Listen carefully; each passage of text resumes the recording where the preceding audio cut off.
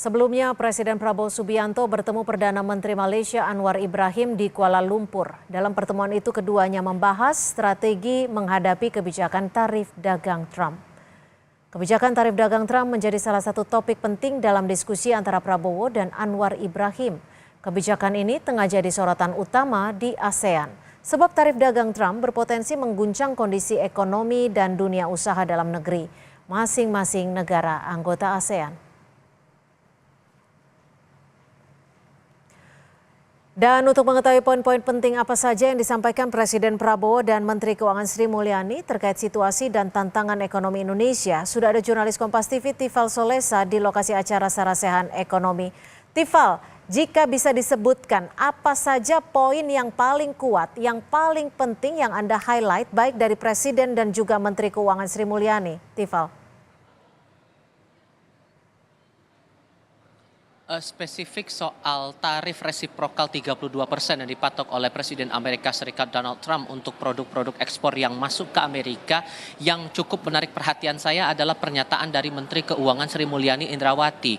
Dalam paparan awalnya sebelum sesi tanya jawab bersama dengan para pengusaha yang saat ini sedang berlangsung di Menara Mandiri, Senayan, Jakarta, ia sempat menyampaikan beberapa hal yang menjadi analisis pemerintah sampai pada akhirnya mendapatkan pandangan bahwa tarif balasan yang ditetapkan oleh Presiden Trump belum lama ini semata hanya untuk menutupi defisit anggaran yang dialami oleh Amerika Serikat. Ia pun bahkan menilai patokan angka 32% ini tidak sesuai dengan ilmu ekonomi yang berlaku di kalangan para periset ekonomi, bahkan juga tidak memiliki dasar yang kuat mengapa kemudian angka itu bisa dipatok ke sejumlah negara terutama Indonesia yang menerima angka 32% atau yang dikenai angka 32%, bahasanya bukan menerima tapi dipatok langsung oleh Presiden Donald Trump sebesar 32% produk-produk ekspornya, terutama dalam beberapa produk padat karya seperti tekstil begitu.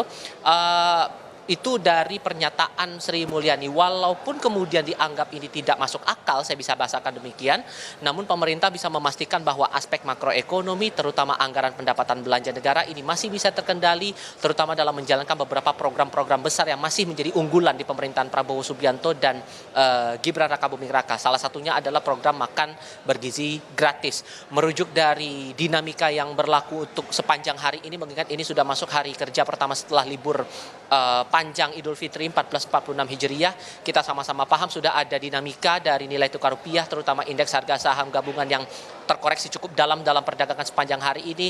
Ia menilai bahwa koreksi-koreksi yang terjadi baik itu di IHSG maupun juga nilai tukar rupiah ini adalah dinamika yang wajar dan masih dianggap normal. Ini dibandingkan oleh pemerintah pada indeks saham maupun juga nilai tukar mata uang di beberapa negara lain yang lebih fatal lagi terkoreksinya ketimbang mata uang di Indonesia maupun juga IHSG. Itu menurut Sri Mulyani Indrawati. Sementara dari Presiden Prabowo Subianto dalam pembukaan Sarasehan Ekonomi yang berlangsung hari ini dimulai pada pukul 1:30 siang tadi waktu Indonesia bagian Barat, Presiden menyatakan bahwa penetapan dari tarif resiprokal terhadap banyak negara terutama Indonesia ini bisa memicu ketidakpastian global dan pada akhirnya membuat semua negara ini saling melindungi dirinya masing-masing. Lebih lengkap ini pernyataan Presiden Prabowo Subianto dalam pembukaan Sarasehan Ekonomi hari ini.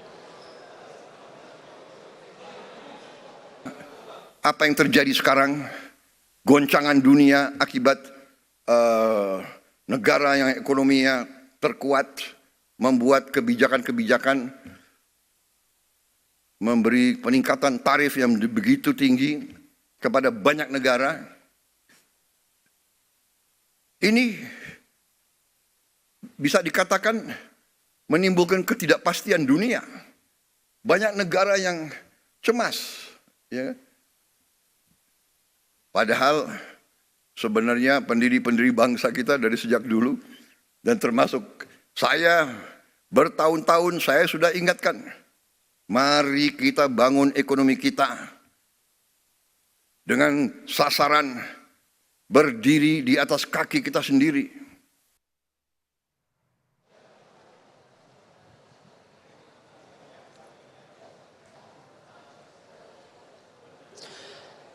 Pemerintah memastikan tidak akan ada upaya retaliasi atau pemberian tarif balasan atas produk ekspor Amerika yang masuk ke Indonesia, layaknya beberapa negara termasuk Tiongkok. Kalau kita ambil contohnya, saling membalas tarif ekspor begitu. Bahkan terakhir gara-gara patokan tarif ekspor yang dipatok oleh Tiongkok, Amerika membalas lagi dengan menaikkan lagi tarif menjadi 50%. Itu tidak akan diambil oleh pemerintah Indonesia, namun dari pemerintah Indonesia akan mengedepankan negosiasi. Pemerintah sudah mengutus 3 menteri, yakni Menko Perekonomian Erlangga Hartarto, kemudian Menteri Keuangan Sri Mulyani Indrawati, dan Menteri Luar Negeri Sugiono untuk melakukan negosiasi perundingan lebih lanjut atas tarif produk yang masuk ke Amerika Serikat ini. Cynthia. Baik, terima kasih atas laporan Anda, jurnalis Kompas TV Tifal Solesa.